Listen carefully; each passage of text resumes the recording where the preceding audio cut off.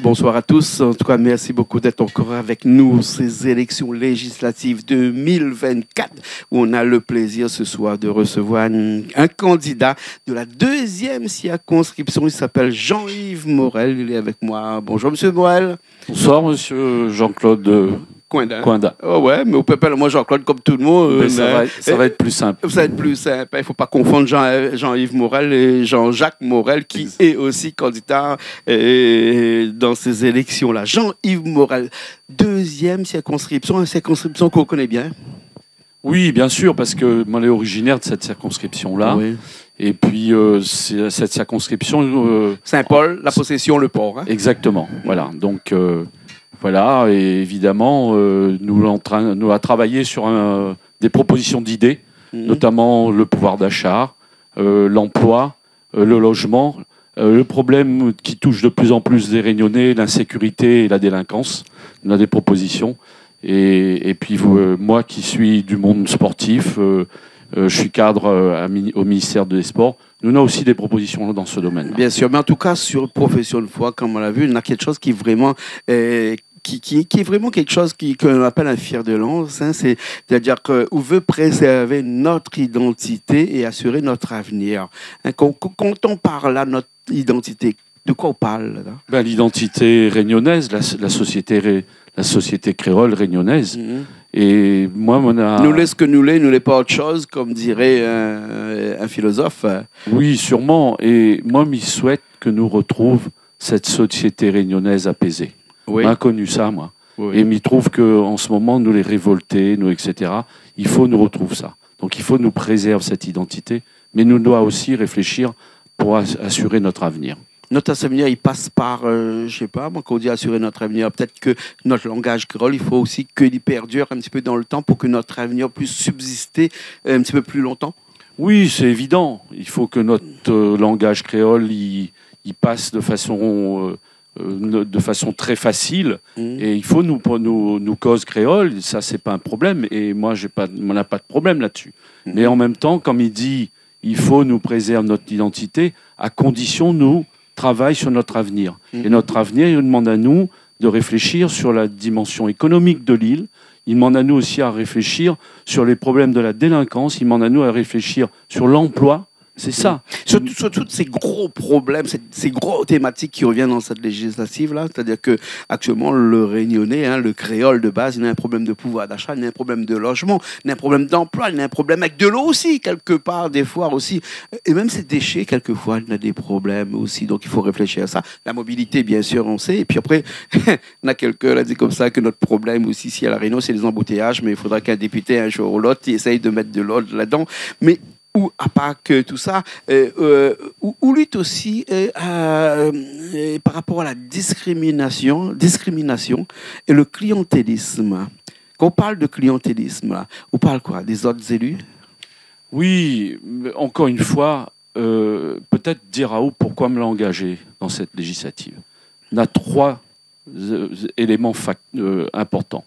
Le premier, c'est, comme beaucoup de concitoyens, comme beaucoup de créoles, nous n'avons marre des querelles de clochers de partis, nous n'avons marre de ces pouvoirs, il prend la place et puis il gesticule à l'Assemblée nationale, et en fait, c'est nous les premiers que les concernés. Nous avons besoin de députés, ça travaille sur les vrais problèmes de La Réunion. La deuxième chose, c'est que moi, je me préoccupé sur l'avenue statutaire de La Réunion. Nous la bataille depuis 1946 pour que nous ayons un département français. Et aujourd'hui, m'y entendre parler que nous veut changer ce statut-là. Moi, me dit non. Nous avons des outils. Nous avons des outils pour adapter les dispositifs métropolitains, bon, on a dit hexagonal maintenant, et sur par rapport à nos spécificités. Puis troisième chose, Jean-Claude, moi, les papas de 3 enfants, jeunes adultes, et maintenant, un compte à rendre azote. Mais il veut laisser azote cette société réunionnaise, comme on l'a connue, apaisée. Ne bataille pas. Le vivre ensemble était important. C'est ça les 3 raisons que il guide à moi. Et il veut plus. Il faut nous rendre plus dans du clientélisme. Voilà. C'est ça qui guide à moi très fortement sur ces législatives. Bien sûr, en parlant de clientélisme, on ne va pas parler des choses qui fâchent, mais il y a eu quand même six députés à La Réunion dernièrement, hein, et les six, ils sont complètement de gauche, des députés de la NUPES, hein, on va le dire. Hein. Nous, on a convoqué les six, hein, jusqu'à présent, on a fait plus de la moitié un petit peu plus de la moitié des candidats, et les six ne sont pas venus. Hein. Peut-être qu'ils n'ont rien à dire, ou bien sinon qu'ils ne veulent pas se confronter à la population réunionnaise. On ne sait pas, en tout cas, ils n'ont pas voulu. Hein. Et même ceux qui ont réservé chez moi, ils ont annulé au dernier moment. Hein. Alors, on ne va pas leur jeter la pierre parce que c'est leur choix. Hein. C'est leur choix. Hein. Mais où qu'on parle de problèmes qu'il y a ici à La Réunion, là, et de choses que vous pourrez faire demain si vous l'avez élu, hein, de pouvoir d'achat qui revient tout le temps dans toutes ces élections-là. Mais on est obligé de parler un petit peu de ce pouvoir d'achat-là. On ne peut pas passer à côté, quand même. Ben oui, et comme vous l'a dit, ces 6 députés, que ça l'a fait sur le pouvoir d'achat. Que ça l'a fait. On parle de la révision et de la réforme de l'octroi de mer qui pèse sur les ménages réunionnais, mais que ça l'a fait. Ça ne l'a rien fait. Ça l'a gesticulé simplement à l'Assemblée nationale, mais aucune proposition. Nous dit, aujourd'hui, il faut reposer cette réforme-là au centre du débat. Par exemple, il faut voir sur les premiers produits de nécessité, les produits de première nécessité, à ne pas mettre l'octroi de mer. Pareil, le pouvoir d'achat, c'est aussi ce que nous propose, c'est dans les zones de stockage, ils rentrent au port ou à l'aéroportuaire, il faut exonérer d'une zone franche, douanière, sociale, fiscale. Nous, les prêts, nous les d'accord, payent le transport. Mais nous, n'est pas prêts à payer les taxes de stockage. Pourquoi pas une zone franche complète sur La Réunion, peut-être, non? Bien sûr, pourquoi pas. On a eu des cas où on a eu des zones franches dans des zones. Prenons le cas, il y a eu des zones franches du côté de Saint-André, hein. Il y a eu des zones franches du côté de Saint-Denis, du côté de Fougerolles, par exemple, dans le temps. Moi, j'étais installé du côté de Fougerolles il y a 20 ans. On avait une zone qui était une zone franche. On ne payait pas d'impôts là-dedans. Hein. Mais bon. Quel est le bilan aujourd'hui? Aujourd'hui, il n'y en a plus. Hein, c'est fini. Hein. Mais quand on était dans ces zones-là, on a embauché, nous. Oui, on a embauché, nous. Mais encore une fois, c'est très bien. Moi, m'y redis encore une fois sur les produits, nous sommes prêts à payer le transport, mais il est hors de question de nous payer le stockage de ces produits dans des zones de stockage, parce que quand il faut sortir les zones rapidement des bateaux, les produits, il faut, pour libérer les bateaux, mettre dans des zones de stockage. Il faut aller doucement. Et puis enfin, dernière idée, c'est qu'il faut aussi nous jouer sur l'inflation. Peut-être pour jouer sur l'inflation, nous n'avons pas simplement cette idée de dire on importe du nord au sud. Nous avons la zone océan Indien.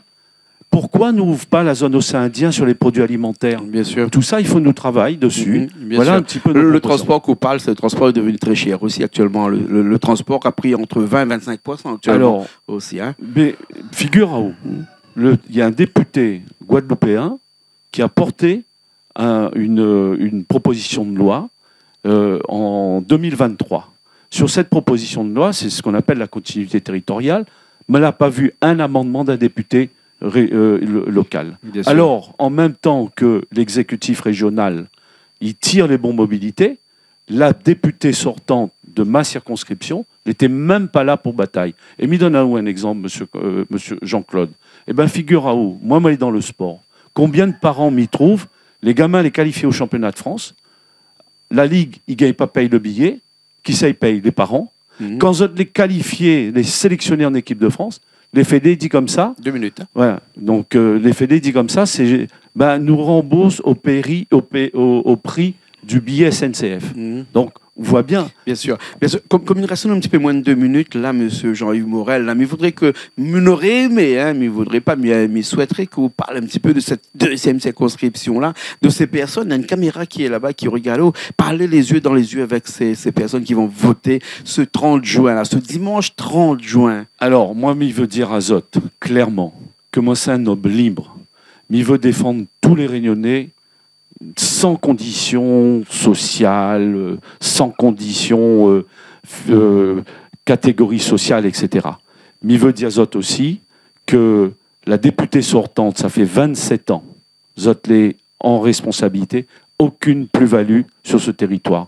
Nous avons des propositions, mis ça pas là-bas pour bataille, mis ça là-bas pour justement porter nos problèmes et trouver des solutions pour la deuxième circonscription. C'est ça que Milles Diazote. Alors vote pour Réunion Réussite, pour sauver notre identité réunionnaise et assurer notre avenir. C'est ça le message pour Jean-Yves Morel et ma remplaçante Cuvelier Clarisse.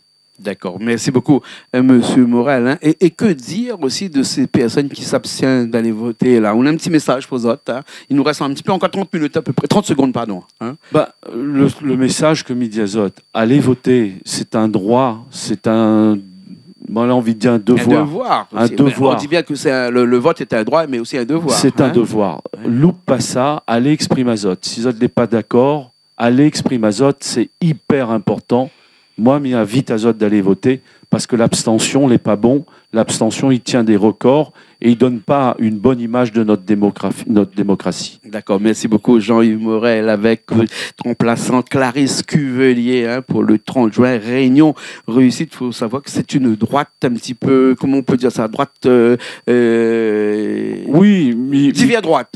Voilà, m'y cache pas ma sensibilité de droite, voilà. Mais nous l'a voulu avec Clarisse de nous présenter sans étiquette, mais je suis de la droite, voilà. D'accord, ok. Hein, de Saint-Paul, de la Possession et du Port, cette deuxième circonscription. Merci beaucoup. Merci Jean-Claude. Merci.